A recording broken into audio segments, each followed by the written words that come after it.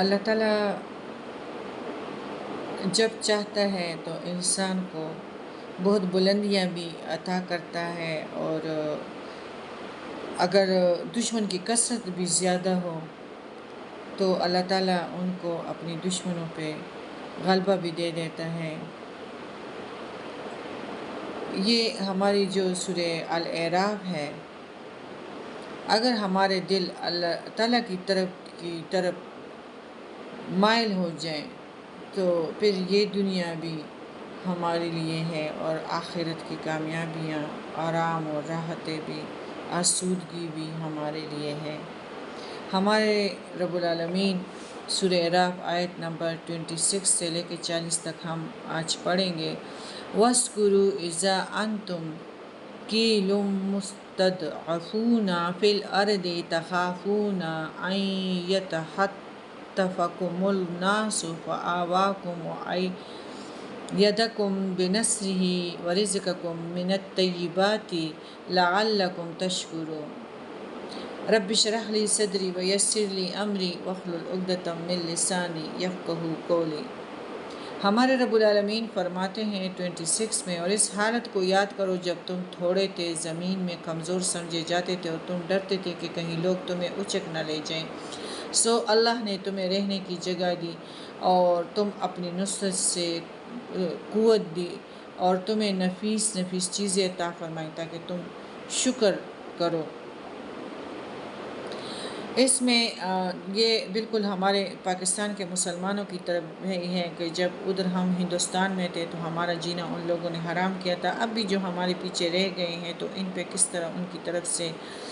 عذابوں کے کوڑے برس رہے ہیں، اور کس طرح ان کو یعنی آفات اور بدبختی جو ہے ان کی بس مقدر بن چکی ہیں۔ پھر ہم نے پاکستان آزاد کیا، اور پاکستان کا مطلب کیا لا الہ الا اللہ، لیکن جب ادھر آ کے تو پھر بنی اسرائیل کی طرح ہم بھول گئے۔ یہی حالت جو مسلمانوں کی مکے میں تھی، مکے کی زندگی میں، تو وہ شدید خطرات کا بیان ادھر ہے کہ اس کے بعد جب مدنی زندگی میں مسلمانوں کو پھر آرام اور راحت اور آسودگی اللہ تعالیٰ نے ان کو عطا کی، تو اسی کا ذکر ہے کہ اللہ تعالیٰ کے لیے ہے کہ انسان اللہ اور اطاعت رسول اور اطاعت اللہ، جو لوگ اس پہ عمل کریں گے تو ان کے لیے دنیا کی زندگی میں بھی عزت ہے اور آخرت میں بھی عزت ہے۔ ہمارے رب العالمین ان لوگوں سے منہ پھیرتا ہے جو ناحق بات کو سنتا ہے اور نہ نفع کی بات سننے کے لیے تیار ہوتے ہیں، لیکن شیطان کے کرتے ہیں اور رحمت اللہ سے مانگتے ہیں، تو ان کے لیے تو ادھر بھی ایک موت ہے، اور قبر میں بھی بہت ساری چیزیں ہیں۔ اگر ادھر کوئی کہے کہ سانپ ہے تو انسان بستر سے جلدی اٹھ جائے گا، لیکن جب نماز کے لیے اٹھاتے ہو تو وہ نہیں اٹھتے، تو اصل میں پیچھے سے ہمارا عقیدہ خراب ہے۔ اگر ہمارا عقیدے میں یہ چیز ہو کہ ہم نے انشاءاللہ قبر میں آرام اور راحت حاصل کرنا ہے، آسودگی والی زندگی ہم نے حاصل کرنی ہے، تو خود ہی اسی زمین پہ رہ کے بھی اس دنیا کی زندگی میں ہم ادھر کو اپنے مستقبل کو بنا دیں گے۔ لیکن یہ ہے کہ شیطان نے ہمارے دلوں کو پھیر دیا ہے اپنی طرف، اور ہم کام شیطان کے کرتے ہیں اور رحمت اللہ سے مانتے ہیں، تو یہ تو نہیں ہو سکتا۔ ہمارے رب العالمین 27 میں فرماتے ہیں سورہ انفال، یا ایھا الذین آمنوا لا تخونوا اللہ ورسولہ وتخونوا اماناتکم وانتم تعلمون۔ اے ایمان والو، تم اللہ اور رسول کے حق میں خیانت مت کرو، اپنی امانتوں میں خیانت مت کرو، اور تم جانتے بھی ہو۔ اصل میں بات یہ ہے کہ رسول اللہ کے حقوق میں خیانت یہ ہے کہ جب اکیلے میں ہو تو نہ اللہ اور رسول کا تابع دار ہے، اور الٹا گناہوں کے کاموں میں ٹی وی کا ریموٹ اس کے ہاتھ میں ہے، اور جو کچھ یا موبائل اس کے ہاتھ میں ہے، جو کچھ اس کے آنکھوں کے سامنے نظر آئے تو وہی کرتا ہے۔ لیکن جب لوگ کے سامنے ہوتا ہے تو اللہ اور رسول کا تابعدار بن کر رہنا چاہتا ہے، تو یہ بھی خیانت ہے۔ فرائض میں سے بھی یعنی بندوں کو تنگ کرنا اور تانے دینا، یہ بھی خیانت ہے۔ اور اللہ تعالیٰ کے ساتھ جو ہم نے عہد کیا تھا کہ اے اللہ ہم تیرے ہی بندے رہیں گے، اور پھر اس وعدے کو ہم بھول گئے ہیں اور ادھر صرف بندوں کے بندے بن گئے ہیں، بندوں کے محتاج ہیں، اور ان کی واہ واہ کے لیے جو ہے مجبور بیٹھے ہوئے ہیں کہ لوگ ہمیں آفرین کب دیں گے۔ اور اسی طرح بہت سارے خیانت ہے وعدوں میں، اور جو ہمارے پاس اگر حکومتیں آ جاتی ہیں تو اسی میں بھی خیانت کر جاتے ہیں۔ آپ کو پتہ ہے کہ ہماری بی بی فاطمہ کی کتنی مطلب عزت کی جاتی تھی، اور اگر کسی بادشاہ کسی ملک میں کوئی غریب رہتا تھا، بی بی فاطمہ کے پاس آتے تھے، اور بی بی فاطمہ کی طرف سے ایک سندیشہ جاری ہوتا کہ ان کو مطلب ماہانہ دیا جائے اور ان کا خیال رکھا جائے، تو ہزاروں کی تعداد دوسرے ملکوں میں پھر حکومت اپنی اس بی بی کے آرڈر کو مانتے تھے، لیکن ادھر بی بی کے گھر میں نہ کوئی پردہ تھا اور نہ کوئی تخت اور نہ کوئی بنگلے بنے ہوئے تھے۔ تو ایسے امانت گیر لیکن آج اگر ہمارے مسلمانوں پہ جو بیٹھ جاتے ہیں تو کس طرح عواموں کی خیانت کرتے ہیں، اور کس طرح غریب کو اور دباتے ہیں اور عواموں پہ کوڑے برساتے ہیں۔ تو اس ساری چیزوں کا وَتَخُونُوا أَمَانَاتِكُمْ، اور امانتوں کے بارے میں ڈرو اور خیانت نہ کرو۔ نبی کریم صلی اللہ علیہ وآلہ وسلم نے بھی امانت کی بڑی تاکید فرمائی ہے۔ نبی کریم صلی اللہ علیہ وسلم نے فرمایا ہے، اپنے اکثر خطبوں میں یہ ضرور ارشاد فرماتے تھے کہ اس کا ایمان نہیں جس کے اندر امانت کی پاسداری نہیں، اور اس کا دین نہیں جس کے اندر عہد کی پابندی کا احساس نہیں۔ اور اللہ تعالیٰ فرماتے ہیں وَاعْلَمُوا إِنَّمَا أَمْوَالُكُمْ وَأَوْلَادُكُمْ فِتْنَةٌ وَأَنَّ اللَّهَ عِندَهُ أَجْرٌ عَظِيمٌ، اور تم اس بات کو جان لو کہ تمہارے اعمال اور تمہاری اولاد ایک امتحان کی چیز ہے، اور اس بات کو بھی جان لو کہ اللہ کے پاس بہت بڑا اجر ہے۔ مال اور اولاد کی محبت عام طور پر انسان کو خیانت پر اور اللہ اور رسول کی اطاعت سے گریز پر مجبور کرتی ہیں، اور اس لیے اولاد کو اور مال کو آزمائش قرار دیا گیا ہے۔ اس کے ذریعے سے انسان کی آزمائش ہوتی ہے کہ ان کی محبت میں امانت اور اطاعت کے تقاضے یہ پورے کرے گا یا نہیں۔ اگر وہ پورے کرتا ہے تو سمجھ لو کہ وہ اس آزمائش میں کامیاب ہو گیا اور اس نے صحیح فلاح حاصل کی، اور اللہ کے ساتھ اس نے تجارت کیا۔ اگر اس میں ناکام رہا تو اس صورت میں یہی مال اور اولاد اس کے لیے عذاب کا باعث ہی بن جائیں گے، اور پھر جانکنی کے وقت کہیں گا کہ ماں ادری مجھ سے یہ بیٹے یہ بیوی زوج مطلب بیوی شوہر کے لیے، شوہر بیوی کے لیے کہ مجھ سے یہ رشتے لے لو، لیکن یا رب العالمین میں نے جو دنیا میں رہتے ہوئے تیرے حکموں کی مخالفت کی تھی، یا رب العالمین میرے گناہ معاف کر دینا، میرے لیے اب جنت کے راستے آراستہ کر دینا۔ لیکن ایسے موقع پر توبے کی کب ہوتی ہیں کوئی فائدہ؟ اگر فوائد حاصل کرنے ہیں تو ابھی سے اولاد کو سامنے نہ لاؤ، مال کو سامنے نہ لاؤ، پھر فضل عظیم سے ہمکنار ہم ہوں گے۔ تو مال اور اولاد کی محبت ہی عام طور پر انسان کو خیانت پر اور اللہ اور رسول کی اطاعت سے گریز پر مجبور کرتی ہیں۔ ہمیں بڑی دھیان سے اس پہ عمل کرنا چاہیے۔ ہمارے رب العالمین فرماتے ہیں یا ایھا الذین آمنوا ان تتقوا اللہ یجعل لکم فرقانا وَيُكَفِّرْ عَنْكُمْ سَيِّئَاتِكُمْ وَيَغْفِرْ لَكُمْ وَاللَّهُ ذُو الْفَضْلِ الْعَظِيمِ۔ اے ایمان والو، اگر تم اللہ سے ڈرتے رہو گے تو وہ تمہارے لیے حق اور باطل میں امتیاز کرنے والی چیز عطا کرے گا۔ فرقان، فرق جب انسان 24 گھنٹے اللہ تعالیٰ کے لیے ہوتا ہے، اور اگر کچھ اس سے گناہ ہو جائے تو جلدی الرٹ ہو جاتا ہے کہ یہ والا کام مجھ سے ہو گیا، تو پھر اللہ تعالیٰ اس کو یعنی فرق کرنے والوں میں سے کر لیتا ہے۔ جس طرح اللہ تعالیٰ نے حضرت عمر کو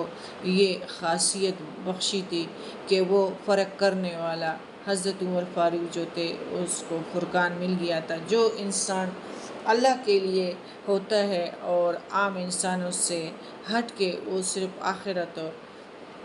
آخرت کی فتح و نصرت اور نجات کے لیے لگا رہتا ہے، تو اس کے لیے اس دنیا میں مشکل سے مشکل کام بھی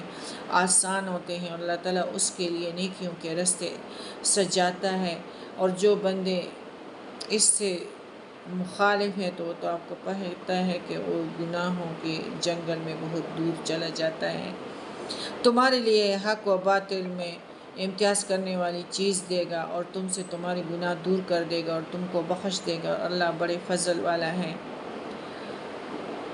پرہیزگاری کا مطلب ہے کہ اللہ تعالیٰ کی حکموں کی مخالفت اور اس کے مناہی کے ارتکاب سے بچے، اور فرقان کے معنی جو ہے یعنی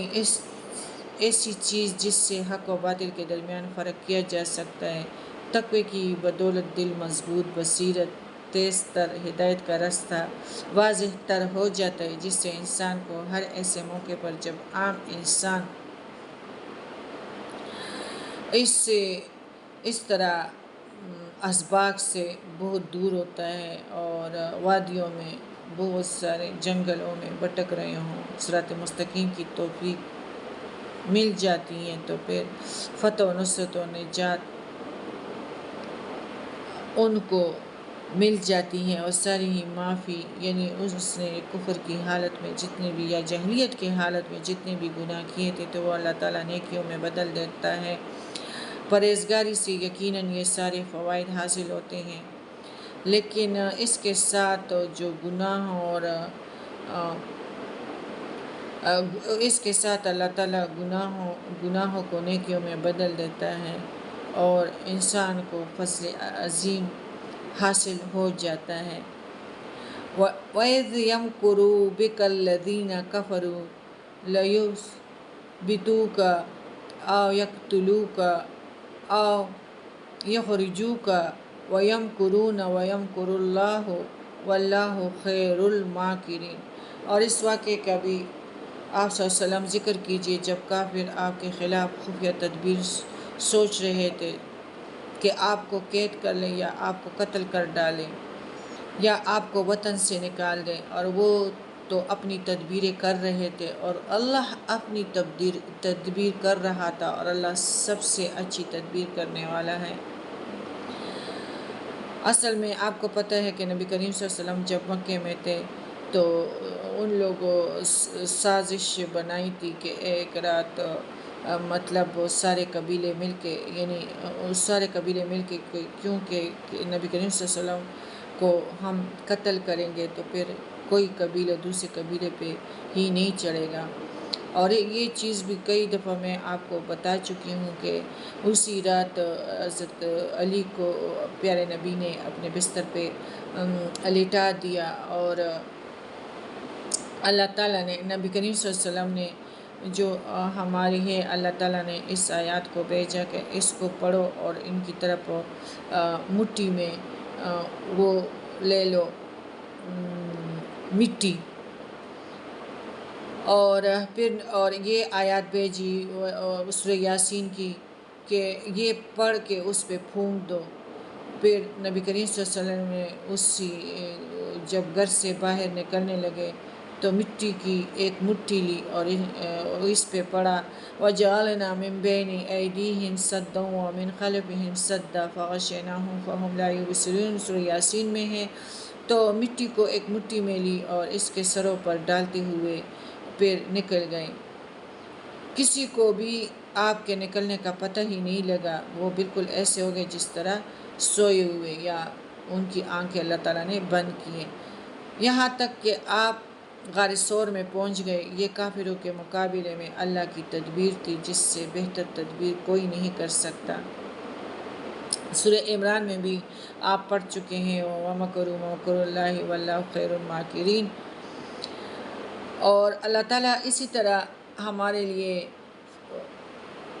فرماتے ہیں،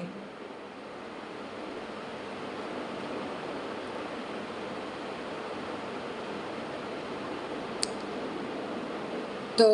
مسلمانوں کے لیے استغفار کرنا چاہیے، اور طواف کے وقت بھی جو ہے غفرانہ کا کہنا چاہیے، کیونکہ اس سے گناہ اللہ تعالیٰ ربنا غفرانہ کا کہنا چاہیے۔ اللہ تعالیٰ اسی طرح لوگوں کے گناہ اس سے معاف کر دیتے ہیں۔ ہمارے لیے اللہ تعالیٰ 31 میں فرماتے، وَإِذَا تُتْلَى عَلَيْهِمْ آيَاتُنَا قَالُوا قَدْ سَمِعْنَا لَوْ شَاءُ لَقُلْنَا مِثْلَ هَذَا إِنْ هَذَا إِلَّا أَسَاطِيرُ الْأَوَّلِينَ وَإِذْ قَالُوا لَهُمْ إِنْ كَانَ هَذَا هُوَ الْحَقُّ مِنْ عِنْدِكَ فَأَمْطِرْ عَلَيْنَا حِجَارَةً مِنَ السَّمَاءِ أَوْ ائْتِنَا بِعَذَابٍ أَلِيمٍ۔ اور جب ان کافروں پر ہماری آیاتیں پڑھی جاتی ہیں تو کہتے ہیں کہ ہم نے یہ کلام سن لیا، اگر ہم چاہیں تو ہم بھی ایسا کلام کہہ دیں گے، یہ تو کچھ بھی نہیں، صرف پہلے لوگوں کے قصے اور کہانی ہیں۔ اور جب ان لوگوں نے کہا کہ اے اللہ، اگر یہ قرآن تیری طرف سے واقعہ ہے تو ہم پر آسمان سے پتھر برسا یا ہم پر کوئی دردناک عذاب لیا، اور اللہ ایسا نہ کرے گا کہ ان میں آپ کے ہوتے ہوئے ان کو عذاب دے۔ یہ آپ کو ضرور ذہن میں رکھنا چاہیے کہ جہاں پیغمبر ہوتے ہیں تو ادھر عذاب نہیں آتا ہے، اور اللہ تعالیٰ جب پیغمبروں کو، اپنے نیک بندوں کو ادھر سے باہر نکالتے ہیں، پھر ان پہ عذاب جو ہیں وہ تب آتے ہیں۔ تو یہ لوگ خود عذاب مانگتے تھے، جلدی کرتے تھے کہ اگر تو اپنے وعدے کا سچا ہے تو وہ عذاب کب ہوگا، اور اللہ ایسا نہ کرے گا کہ ان میں آپ کے ہوتے ہوئے بھی وَمَا كَانَ اللَّهُ لِيُعَذِّبَهُمْ وَأَنْتَ فِيهِمْ وَمَا كَانَ اللَّهُ مُعَذِّبَهُمْ وَهُمْ يَسْتَغْفِرُونَ۔ اور اللہ ایسا نہ کرے گا کہ ان میں آپ کے ہوتے ہوئے ان کو عذاب دے، اور اللہ ان کو عذاب نہ دے گا اس حالت میں کہ وہ استغفار کرتے ہوں۔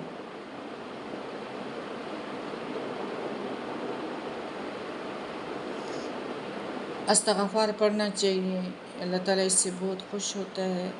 اور گناہوں کو معاف کرتا ہے اور عذابوں کو ٹال دیتا ہے۔ پیغمبر کی موجودگی میں قوموں پر عذاب نہیں آتا، اور آپ کا وجود گرامی بھی اس کے حفظ و امان کا سبب ہے، اللہ تعالیٰ فرماتے ہیں۔ اور آئندہ بھی مسلمانوں کو استغفار پڑھنا چاہیے۔ وَمَا لَهُمْ أَلَّا يُعَذِّبَهُمُ اللَّهُ وَهُمْ يَصُدُّونَ عَنِ الْمَسْجِدِ الْحَرَامِ وَمَا كَانَ أَوْلِيَاؤُهُ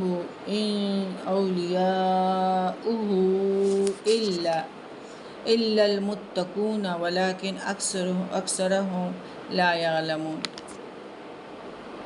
اور ان میں کیا بات ہے کہ ان کو اللہ سزا نہ دے، حالانکہ وہ مسجد حرام سے روکتے ہیں، جبکہ وہ لوگ اس مسجد کے متوالی بھی نہیں۔ اس کے متوالی تو صرف متقی پرہیزگار لوگ ہی ہے، لیکن ان میں اکثر لوگ علم نہیں رکھتے۔ مشرکین جو تھے وہ برہنہ ہوتے تھے، اور ایک تو سیٹیاں اور تالیاں بجاتے تھے،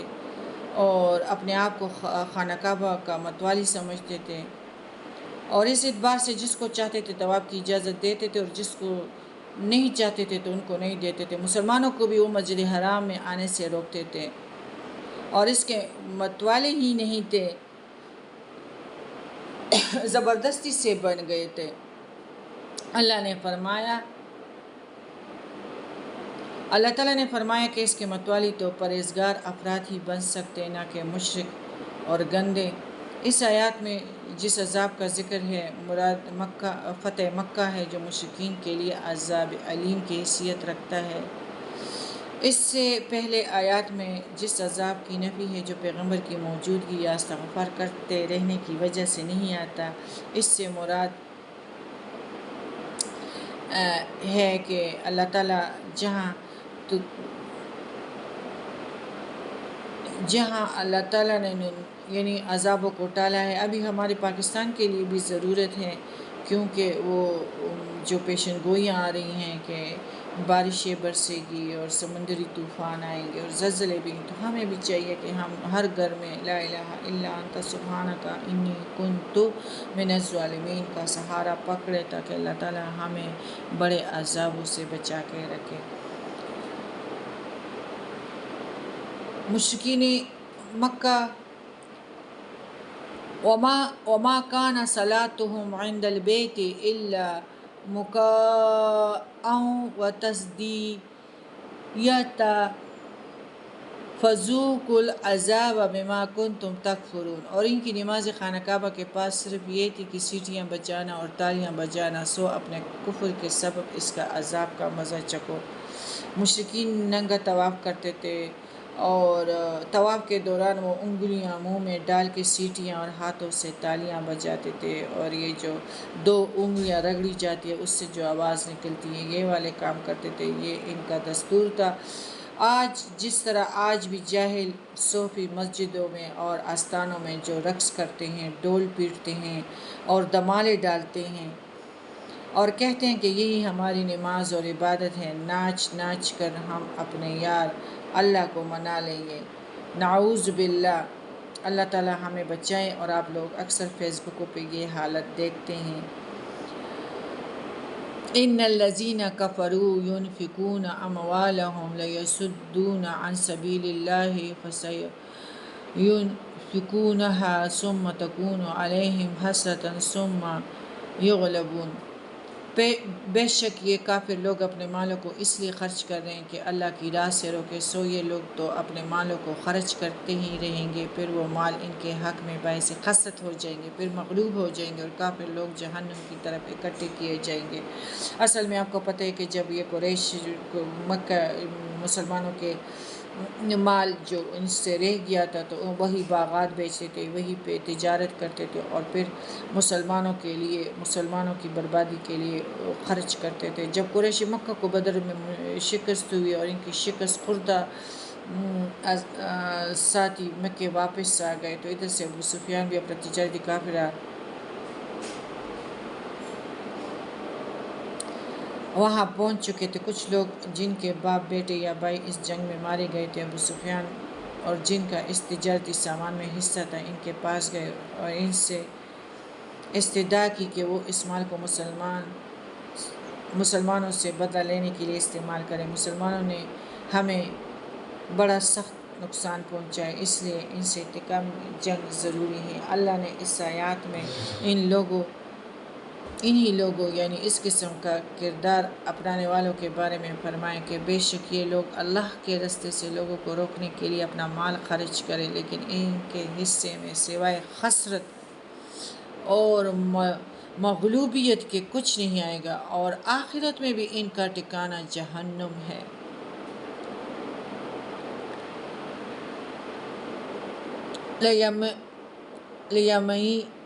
لِيَمِيزَ اللَّهُ الْخَبِيثَ مِنَ الطَّيِّبِ وَيَجْعَلَ الْخَبِيثَ بَعْضَهُ عَلَى بَعْضٍ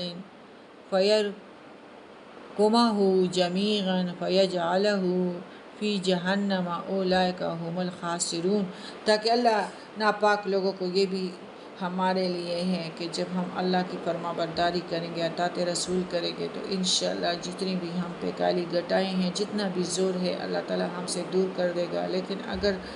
ہم اسی خبیثت میں رہیں گے تو پھر تو کافر ہی ہم پہ حکومت کریں گے۔ آزمائش کی گھڑیاں ہیں اور ہمیں اس آزمائش میں اسلام کو سچے دل سے قبول کرنا چاہیے اور نیکیوں میں زیادہ سے زیادہ بڑھنا چاہیے۔ ہم تو جاہلیت کی طرف دوبارہ سے کپڑے اتار چکے ہیں اور وہی عمل کرتے ہیں جو ہمارے اگلے نے کیا ہے۔ ترجمہ ہے 37 تاکہ اللہ پاک کو ناپاک کو پاک سے الگ کر دے اور ناپاکوں کو ایک دوسرے سے ملا دے، بس ان سب کو ایک اکٹھا ڈھیر کر دے، پھر ان سب کو جہنم میں ڈال دے، یہی لوگ پورے خسارے والے ہیں۔ آپ جب ٹی وی کو بھی دیکھیں گے پتہ ہی نہیں چلتا کہ یہ مسلمانوں کے پاکستان کا مطلب کیا، لا الہ الا اللہ، کہ یہ ان کے ہی بچے ہیں یا ان کی ہے، بالکل یہودیوں ان کے لباس میں فرق ہی نہیں ہے۔ یہ علیحدگی یا تو آخرت میں ہوگی کہ اہل سعادت کو اہل شقاوت سے الگ کر دیا جائے گا، یعنی جو ادھر اپنے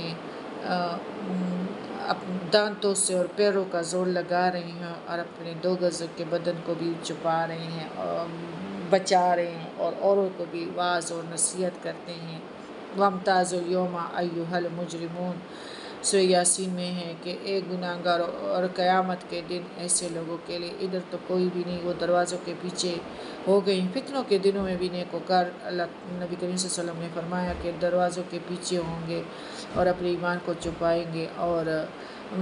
غلط کار جو ہے وہ ڈھاڈے پھریں گے۔ تو وہی ہے کہ یہ علیحدگی تو یا آخرت میں ہوگی کہ اہل سعادت کو اہل شقاوت سے الگ کر دیا جائے گا، جیسا کہ سورۃ یاسین میں فرمایا ہے وَامْتَازُوا الْيَوْمَ أَيُّهَا الْمُجْرِمُونَ، اے گناہگارو آج الگ ہو جاؤ، یعنی نیک اس کا لوگوں سے اور مجرموں سے، کافروں، مشرکوں، نافرمانوں کو اکٹھا کر کے سب کو جہنم میں ڈالا دیا جائے گا۔ اپنے آپ کو کوڑا کرکٹ بنانے والے اسی طرح کرتے ہیں کہ کپڑے اتار دیتے ہیں اور بیل بکریوں بندروں کی طرح پھرتے ہیں۔ تو ان کا تعلق دنیا سے ہے اور وہ دنیا میں اپنے آپ کو پریاں اور حوریں سمجھتی ہیں، تو ان کے لیے یہ ادھر تو بہت مزہ ہے، ان سے لوگ لطف اندوز ہوتے ہیں، لیکن ادھر جو ہے وہ صرف جہنم میں کوڑے کرکٹ کی طرح ان کو ڈالا جائے گا۔ یعنی اس طرح کے جو منکر لوگ اللہ کے راستے سے روکنے کے لیے جو مال خرچ کر رہے ہیں، ہم ان کو ایسا کرنے کا موقع دیں گے تاکہ اس طریقے سے اللہ خبیث کو طیب سے اور کافر کو مومن سے اور منافق کو مخلص سے علیحدہ کر دے۔ اس اعتبار سے آیات کے معنی ہوں گے کفار کے ذریعے ہم تمہاری آزمائش کریں گے، وہ تم سے لڑیں گے، ہم انہیں ان کی مال بھی لڑائی پر خرچ کرنے کی قدرت دیں گے تاکہ خبیث و طیب سے ممتاز ہو جائے، پھر وہ خبیث کو ایک دوسرے سے ملا دے گا اور ان کو سب کو جمع کر دے گا۔ باز آ جانے کا مطلب یہ ہے اور ادھر ہے کہ اور تم ان سے اس حد تک لڑو کہ ان میں فساد عقیدہ نہ رہے اور دین اللہ ہی کا ہو جائے، پھر اگر یہ باز آ جائے تو اللہ ان کے اعمال کو خوب دیکھتا ہے۔ کفر اور عناد پر جو قائم ہیں جلدیاب عذاب الہی کے، یعنی جلد غضب الہی کے بن جائیں گے۔ اللہ تعالیٰ خود فرماتے ہیں کہ باہر مسلمان جو ہے جس نے اسلام قبول کر کے نیکی کا راستہ اپنا لیا، اس سے ان کے گناہوں کی پاس پرس نہیں ہوگی، یعنی جو اس نے جاہلیت میں کیے ہوں گے وہ گناہ اللہ تعالیٰ دھو ڈالے گا اور ان کو نیکیوں میں بدل دے گا، اور جس نے اسلام لا کر بھی برائی نہ چھوڑی اور اس سے اگلے پچھلے سب اعمالوں کا پھر مواخذہ کیا جائے گا۔ صحیح بخاری، صحیح مسلم۔ پھر ہے اگر وہ اپنے کفر و عناد پر قائم رہیں تو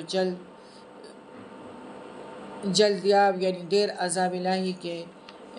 میں پکڑے جائیں گے، اور اسی طرح شرک اور انکار کفر کی قوت، یعنی اس وقت تک جہاد جاری رکھو مسلمانوں کو۔ اللہ تعالیٰ فرماتے ہیں کہ جب فتنے برپا ہو تو فتنوں تو عذابوں کے دن تو شروع ہوئے ہیں، اور وہی اللہ ہے